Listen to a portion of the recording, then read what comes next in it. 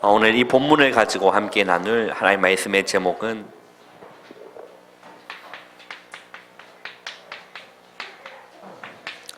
하나님께 대하여 부요하지 못한 자가 있다고 했습니다.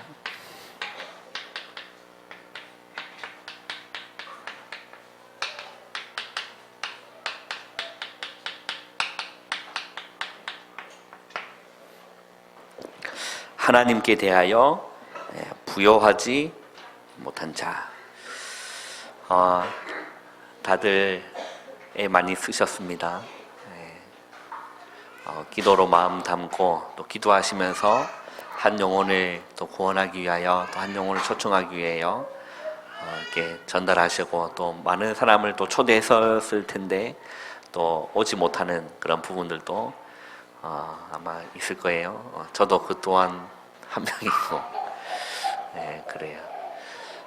우리 작년에도 그랬는데 올해도 우리 빌라의 우리 이론들 이렇게 같이 기도하면서 작은 선물 이렇게 하나 이렇게 준비하고 초통장을 이렇게 다 돌렸어요. 이제 그런데 오늘 확인해 보니까 다들 못 오신다고 이렇게 얘기를 이렇게 하시더라고요. 그래도 낙심하지 마시고 끝까지 하나님 어떤 시간표 있는지 모르기 때문에 마음에 품고 한 영혼을 품고 기도하시는 저와 여러분 되시기를 주님의 이름으로 축원합니다. 오늘 이 말씀을 보면요, 이제 한 사람이 예수님이 이제 찾아온 건데 13절에 보니까 이렇게 되어 있습니다. 무리 중에 한 사람이 이르되라고 했어요. 선생님, 내 형을 명하여 유산을 나와 나누게 하소서 하니 이르시되 이 사람아 누가 나를 너희의 재판장이나 물건 나누는 자로 세웠느냐 하시고, 그러니까 이 사람은 지금 예수님이 왜 오시는지에 대한 이유를 잘 모르는 사람이죠. 그래서 무리 중에라고 되어 있습니다.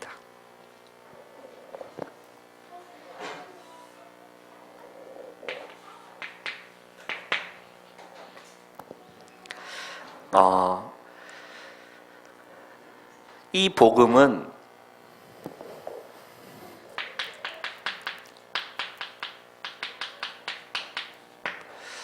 참 복음입니다. 저와 여러분이 가지고 있는 복음은 참 복음이죠. 너무나 귀한 복음이기 때문에 반드시 명품에도 보면 정말 명품과 똑같은 가품이 많아요. 속된 말로 짝퉁이라고 하죠. 가격 차이도 엄청나게 이렇게 나는 이런 부분들이 존재합니다. 복음도 명품이기 때문에 참 복음을 희석시키고 가짜 복음들이 많은 게 현실인 거죠. 실제 진짜 예수를 말한다고 하면서도 또 많은 교회가 예수님을 전하고 있고 많은 교회가 예수님을 말하고 있지만 참 예수님을, 진짜 예수님을, 참 복음을 말하는 교회는 많이 드물어요. 그래서 저와 여러분은 오직 복음만 증거하는 이 교회에 있다는 사실을 여러분 감사하시기를 주님의 이름으로 축원합니다. 반드시 그래요. 그래서 예수님이 공생에 사역하실 때 항상 뭘 나누셨냐면 예수님을 따라다니는 무리들이 많았습니다. 무리와 이 제자가 나뉘어졌죠. 항상 이 무리는 너무 많았어요. 그래서 이게 무리들이 다른 사람이 이 예수님을 이렇게 만나지 못하도록 항상 방해했던 사람이 이 무리 중에 무리에 속한 사람들이죠. 그래서 항상 이 무리들이 많이 따랐는데 결국에는 이 무리가 본질적으로 이제 떼어나가기 시작한 적이 이제 예수님께서 본격적으로 영의 말씀을 하시고 십자가 질 것을 말씀하시고 이 말씀들을 하시니까 이제 이 무리들이 이제 떨어나가는 거죠. 그래서 이제 내 피를 마셔야 된다. 이게 내 살을 먹어야 된다. 이걸 나를 기념해라. 이런 말씀들을 이렇게 쭉 하시니까 이제 사람들이 어려워서 이렇게 그 말씀을 이해하지 이렇게 못한 거죠. 무리들이 그래서 이제 예수님을 떠난 겁니다. 그때 예수님이 제자들한테도 물어본 겁니다. 너희도 가려느냐? 그때 제자 중에 한 사람이었던 베드로가 주님께 그렇게 대답을 하죠. 영생의 말씀이 주께 있사오노니 우리가 어디로 가오리까? 그게 육신에게 예수님을 늘 따라다녔던 무리의 기준은 다른 게 아닙니다. 뭐가 기준이냐면 늘 육신의 기준이었던 거예요. 먹고 마시고. 그러나 제자의 기준은 다릅니다. 제자의 기준은 육이 아닙니다. 영이죠. 베드로가 이렇게 합니다. 영생의 말씀이 주께 있사오니. 따라합시다. 제자는 말씀 따라가는 자입니다. 영생의 말씀이 주께 있사오니 우리가 어디로 가오리까? 여러분, 제자 되기를 주님의 이름으로 축원합니다. 이 무리가 교회 안에 있다니까요. 불신자가 아닙니다. 이 무리가 예수님을 좀 믿어보려고 이렇게 따라다니기 시작하는 거죠. 예수를 믿겠다고 따라 나섰지만 예수에 대해서 제대로 아는 것이라고는 잘 없어요. 실제 복음이 뭐냐 물어보면 그게 몰라요. 무리인 거죠. 이 무리는 항상 기준이 육이라는 거. 예수님이 말씀하셨죠. 살리는 것은 영이니 육은 무익하니라. 자, 그러면서 오늘 말씀을 통해서 한번 생각해 보겠습니다. 우리 첫 번째요.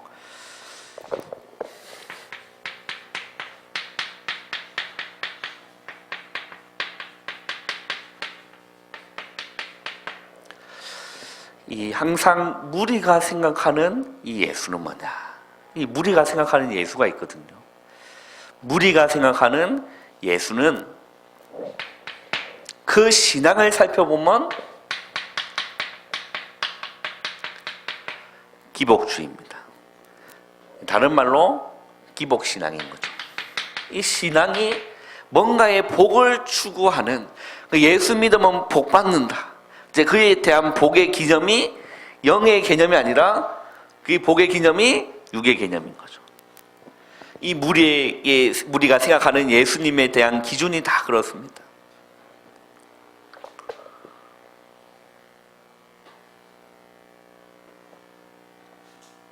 그 예수님을 이 무리는 예수님을 따라다니지만 예수님을 믿는다고 나섰지만 늘 항상 무엇을 얻을까 하고 주변만 맴도는 신앙이에요.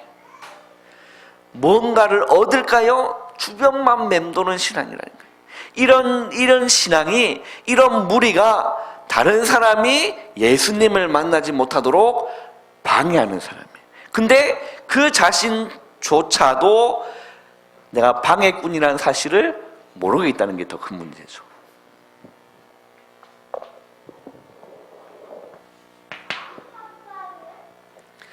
그리고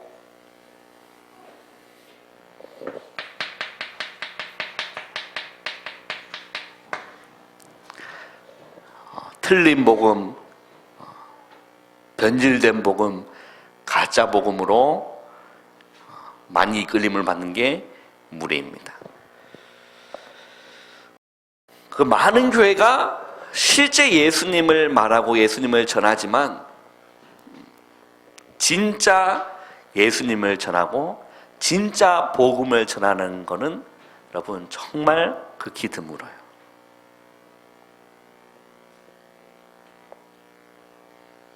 그 예수님이 이들을 향해서 하신 비유가 뭐냐면, 우리 성경 한번 찾아보겠습니다. 마태복음 23장.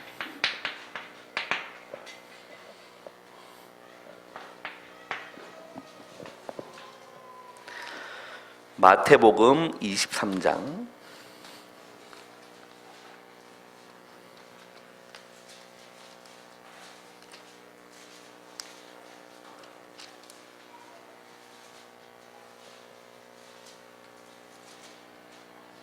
우리 13절 한번 읽어보겠습니다. 마태복음 23장 우리 13절 우리 한 절 한번 읽어보겠습니다. 시작.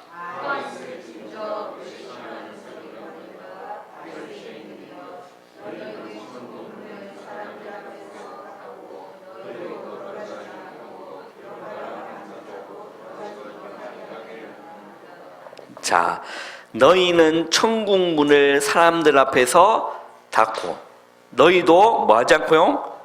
들어가지 않고 들어가려 하는 자도 들어가지 못하게 하는. 누가요? 무리들이. 무리들이. 그 이제 서기관 바리새인들 누굽니까? 유대인들입니다. 하나님을 믿는다 하는 그 유대인들이 한 거죠. 예수님이 하신 말씀입니다. 너희는 천국 문을 사람들 앞에서 닫고 너희도 들어가지 않고 그리고 들어가려 하는 자도 들어가지 못하게 하는도다.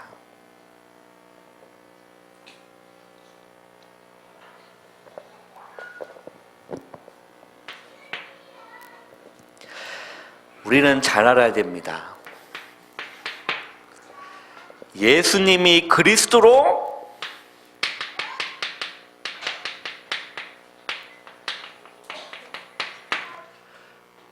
오신 목적과 이유가 무엇입니까? 오늘 예수님이 한 무리 중에 한 사람이 이렇게 얘기하니까 이 사람아 누가 나를 너희의 재판장이나 물건 나누는 자로 세웠느냐. 예수님은 그런 문제를 상속에 관한 그런 문제를 해결하려고 오신 분이 아니라는 거예요. 그냥 그게 상속에 관한 그 부분만 포함되겠습니까? 예수님이 이 땅에 오신 이유는 다른 것이 아닙니다. 이것 하나 때문에 오신 겁니다. 구원인 거죠. 그러면 우리가 어디서부터의 구원입니까? 죄와 사단과 지옥의 배경에서 우리는 구원받아야 돼요. 모든 사람에게 필요한 것은 구원입니다. 하나님을 떠난 모든 인간에게 필요한 게 다른 게 아니라니까. 지금 상속 문제가 필요한 게 아니라 그 사람의 구원이 필요합니다. 왜 그러냐? 예수님이 십자가에 지실 만큼 인간은 완전히 타락해버린 거예요. 예수님이 십자가에서 죽어주실 만큼 인간은 완전히 무너져 있기 때문에, 사망 상태이기 때문에 그렇습니다. 죄와 사단과 이 저주의 권세, 지옥의 배경에서 우리는요 뭐가 필요하다는 거죠? 구원이 필요한 겁니다. 그래서 예수님이 오신 이유는 구원하러 오신 겁니다. 구원하러.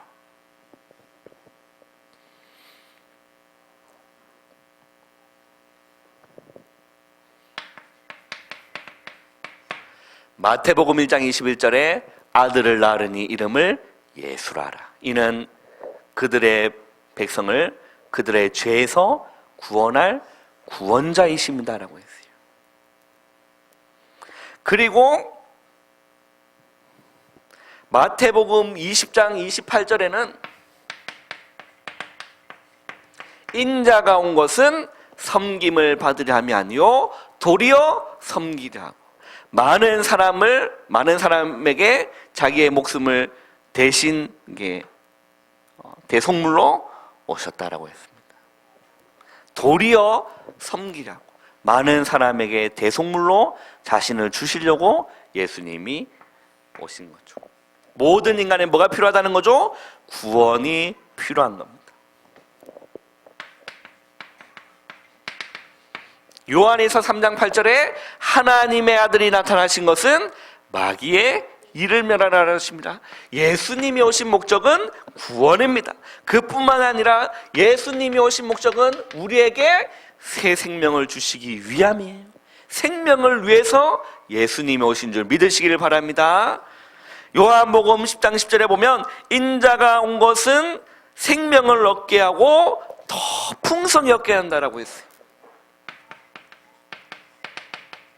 인자가 온 것은 생명을 얻게 하고 더 풍성히 얻게 하려 함이라. 그 예수님을 깊이 알면 알수록 생명이 넘치는 거예요.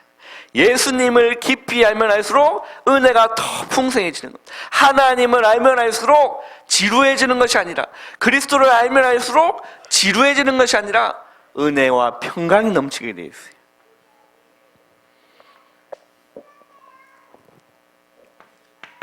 예수님이 오신 목적이 무엇입니까?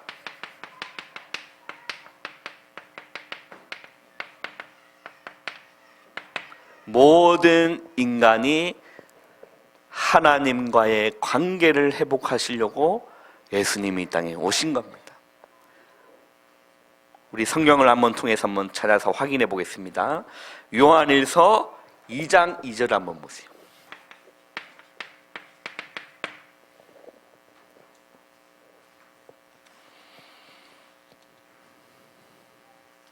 요한일서 2장 2절.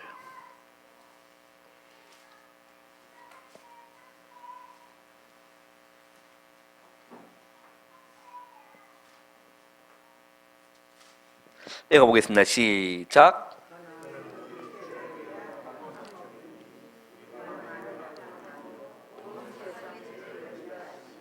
자, 그는 누굽니까? 예수 그리스도입니다. 우리 죄를 위한 뭐라는 거죠?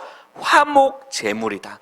하나님과 인간이 원수되었던 그 담을 예수님을 허시기 위하여 예수님이 이 땅에 오신 겁니다. 그래서 관계를 회복시키기 위해서 화목 제물로. 그리고 요한일서 4장을 한번 보세요. 요한일서 4장 10절 한번 읽어보겠습니다. 시작.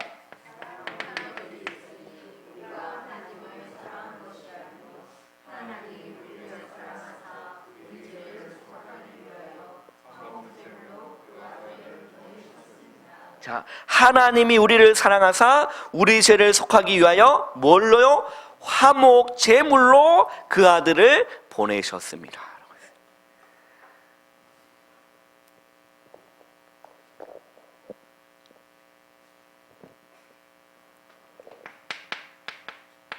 로마서 5장 6절에 보면 우리가 아직 연약할 때, 5장 8절에 보면 우리가 아직 죄인 되었을 때, 로마서 5장 10절에 보면 우리가 원수 되었을 때라고 했어요. 그 원수가 마귀와의 원수가 아닙니다. 하나님과 우리가 원수 되었어요. 그때 그리스도께서 우리를 위하여 뭐 하신 것입니까? 죽어주신 겁니다. 우리가 아직 연약할 때 기약대로 그리스도께서 우리를 위해 죽으셨다. 우리가 아직 죄인 되었을 때 그리스도께서 우리를 위하여 십자가에 죽으심으로 하나님께서 우리에 대한 자기의 사랑을 확증하셨다. 우리가 아직 원수 되었을 때, 이 일을 하시려고 예수님이 오신 겁니다. 제삼 문제, 그게 아니라니까요. 육신 문제가 아니라 이 문제를 해결하고, 이 죄와 사단과 이 지옥의 문제는 인간이 절대로 해결할 수 없는 문제입니다. 그래서 예수님이 이 땅에 뭘로 오신 거죠? 그리스도로 오신 겁니다. 예수 믿고 복 받는다, 예수 믿으면 성공한다, 그거 다 가짜 복음이에요. 예수님이 오시면 우리의 죄 문제가 해결되는 겁니다. 예수님이 오신 이유는 사단의 문제를 해결하기 위함입니다. 예수님이 오신 이유는 하나님 만나는 길을 여시기 때문에 예수님이 이 땅에 오신 겁니다. 할렐루야. 이 참 복음을 전하는 교회에 있다는 것을 여러분 감사하게 생각하기를 주님 여러분 축원합니다. 예. 아멘 소리 작네.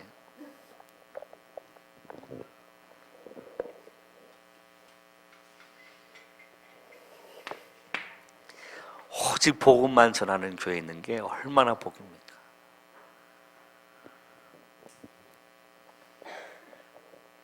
그래서 우리는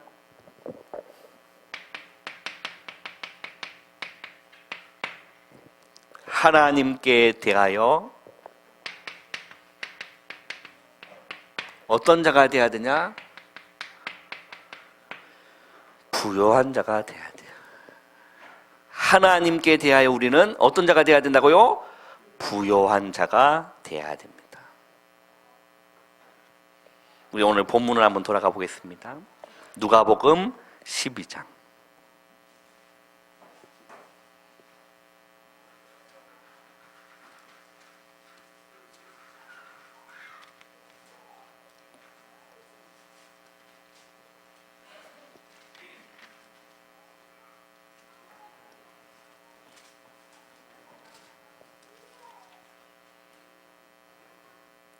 자, 오늘 이제 한 남자가 이제 와서 예수님께 요구했던 내용이 무엇입니까? 이제 형 한 명이 있었는데 그 형이 부모의 유산을 뭐 하려고 한 거죠?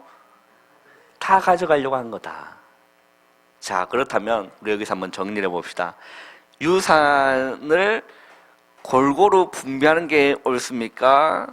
한 사람이 독차지하는 게 옳습니까? 네, 골고루 이렇게 분배하는 게 옳은 거죠. 그런데 지금 지금 이 사람은, 지금 예수님께 청하러 온 이 사람은 탐심이 있는 사람이에요, 없는 사람이에요? 어떻게 탐심이 있죠? 자기의 마땅한 것을 이렇게 하고, 오히려 탐심 있는 사람은 누굽니까? 예수님을 찾아왔던 자의 형이 어떻게 보면 탐심이 더 많은 사람이고, 더 네 가지가 없는 사람이고, 욕심이 많은, 흥부입니까? 놀부입니까? 놀부 같은 사람이죠. 그런데 오늘 이 사람이 예수님께 와서 이렇게 얘기를 한 겁니다. 그러면서 예수님이 그에 대해서 이렇게 얘기하시는 거죠. 그들에게 이르시되 삼가 모든 탐심을 물리치라. 사람의 생명이 그 소유에 넉넉한 데 있지 아니라 하시고, 그러면서 이제 비유로 말씀하신 겁니다. 뭔 비유로 말씀하셨냐면, 자, 한 부자가 그 밭에 이제 소출이 이제 풍성한 겁니다. 그래서 이 부자가 생각하기에 이제 심중에 생각합니다. 내가 곡식 쌓아둘 곳이 없으니 어찌할까? 늘 그게 고민이었던 거예요. 그래서 내린 결론이, 내가 가지고 있는 그 창고를 헐고 뭐 한 거죠? 재건축을 한 거라. 더 크게 지어서 이제는 만족함을 누린 겁니다. 그래서 예수님의 비유에 나오는 그 부자는 이렇게 얘기합니다. 19절에 보면, 또 내가 내 영혼에게 이르되 영혼아, 여러 해 쓸 물건이 많이 쌓아 두었으니 평안히 쉬고 먹고 마시고 즐거워하자 하리라 하되. 그때 예수님의 비유상 예수님 하신 말씀은 무엇입니까? 20절에 보시면 읽어보겠습니다. 시작.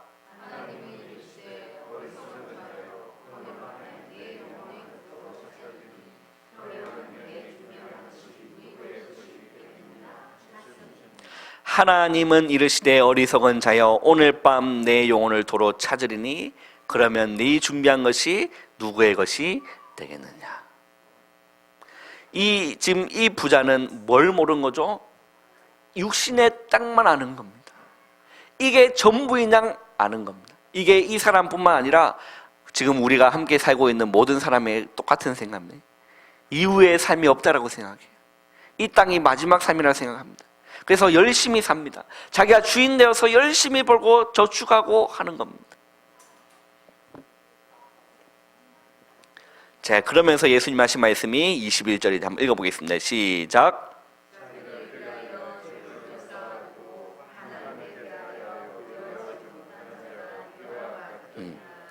뭐한 자가 이와 같다고요? 자기를 위하여 재물을 쌓아두고 하나님께 대하여 뭐하지 못한 자가요?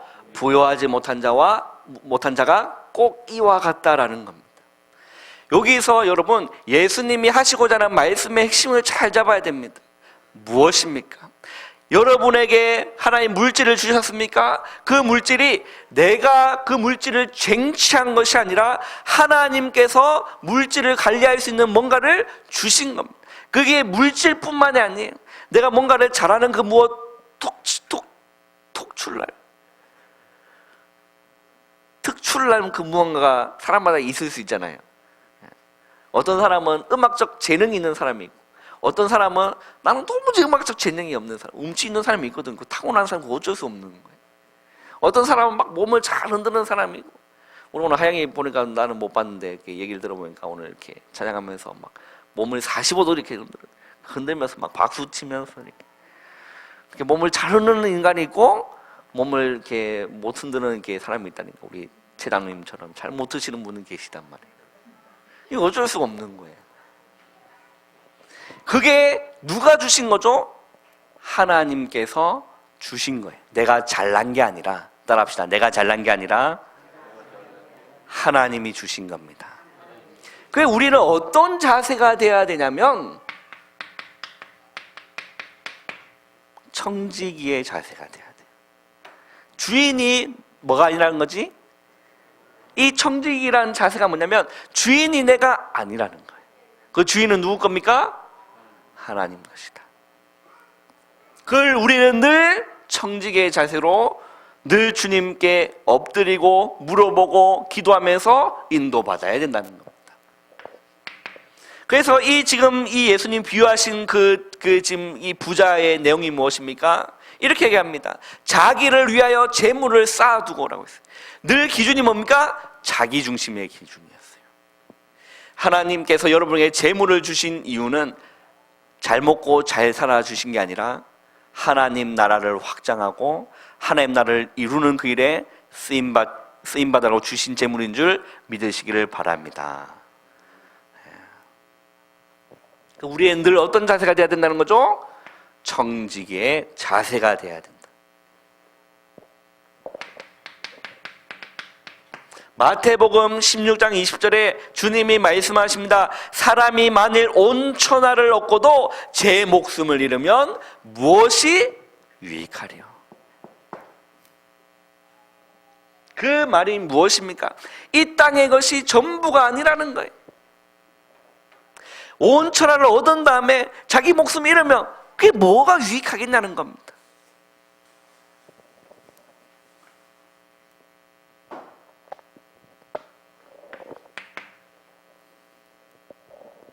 그래서 저와 여러분은 하나님께 대하여 부여하시기를 주님의 이름으로 축원합니다.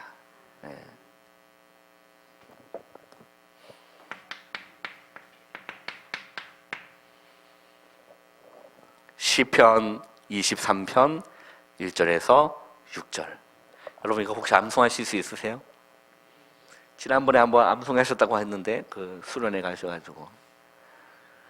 자, 시편 23편 1절은 뭡니까?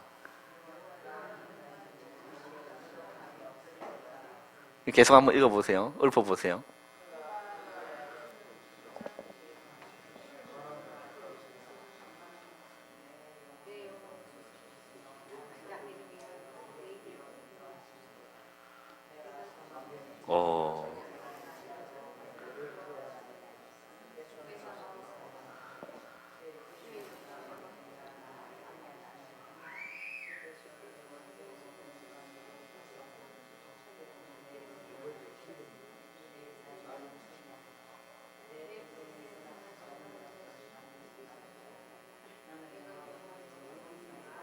야, 오늘 김영희 원사님 다 외우셨네.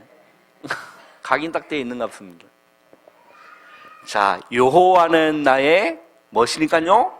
목자시니. 그 양은 뭐가 필요합니까? 반드시 목자가 필요합니다. 우리는 반드시 주님이 필요합니다. 그 양은 목자 없으면 살 수가 없다니까요. 늘 넘어지고 깨어지고 왜 앞을 잘 못 봐요. 그게 양의 특성입니다. 그래서 목자가 필요해요. 저기 가지 마라, 저기 웅덩이가 있다. 절로 가지 마라, 저기는 낭떠러지가 있다. 그 목자가 없는 양은 늘 돌아다니면서 물도 못 찾고 돌아다니면서 기진한다라고 되어 있죠. 여호와는 나의 목자시니 내게 뭐가 없다고요? 부족함이 없으리로다. 이 지금 시편 기자는 하나님에 대하여 부요한 사람이었어요. 이 지금 다윗은요, 하나님으로 부요한 사람이었더니, 여호와는 나의 목자시니 내게 부족함이 없으리로다. 그가 나를 푸른 풀밭에 누이시며 쉴만한 물가로 인도하시는다. 내 영혼을 소생시키시고 자기 이름을 위하여 의의 길로 인도하시는다. 내가 사망의 음침한 골짜기를 다닐지라도 해를 두려워하지 않을 것은 주께서 나와 함께 하심이니라. 내가 사망의 음침한 골짜기로 다닐지라도 해를 두려워하지 않을 것은. 주께서 원수의 목전에서 내게 상을 차려주시고 내 머리에 기름을 부으셨나니 내 잔이 넘치나이다. 여러분, 복음 하나로 만족할 수 있습니다. 여러분, 그리스도 한 분으로 만족할 수 있습니다. 주님 한 분으로 충분할 수 있습니다. 그걸 회복해야 되는 거예요. 하나님에 대하여 부요함을 누리시기를 주님의 이름으로 축원합니다. 하나님 안에는 많은 부요함이 있습니다. 우리가 그건 누리지 못하면, 그 영적인 축복을 누리지 못하면 우리는 자꾸 육신적으로 빠져간다는 거예요. 육신만 바라보고 사는 인생이 되게 버리는 거죠. 여호와는 나의 목자시니 내게 대하여 내 부족함이 없다라고 했죠.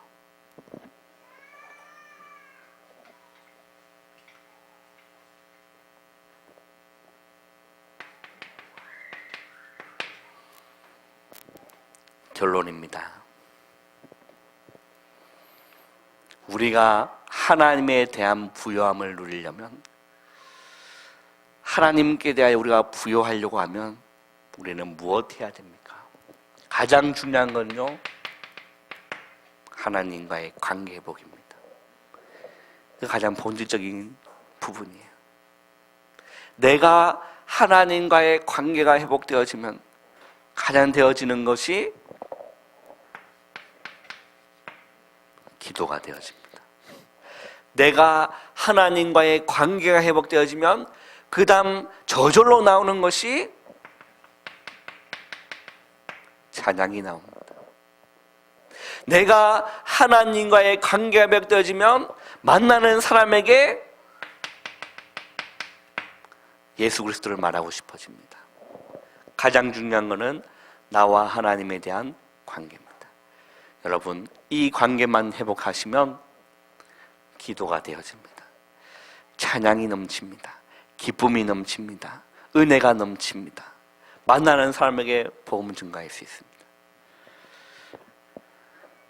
하나님이 원하시는 것은, 따라합시다, 나와 하나님과의 관계입니다. 그걸 우리 점검해 보셔야 돼요. 나는 하나님과의 관계가 어떤가? 나는 예수님을 왜 믿고 있느냐? 나는 무리인가? 나는 제자인가? 늘 하나님 앞에서 우리 삶을 점검해 나가셔야 돼요. 이래서 우리 모든 주님의 백성들은 하나님께 다 부요한 자 되시기를 주님의 이름으로 축원합니다.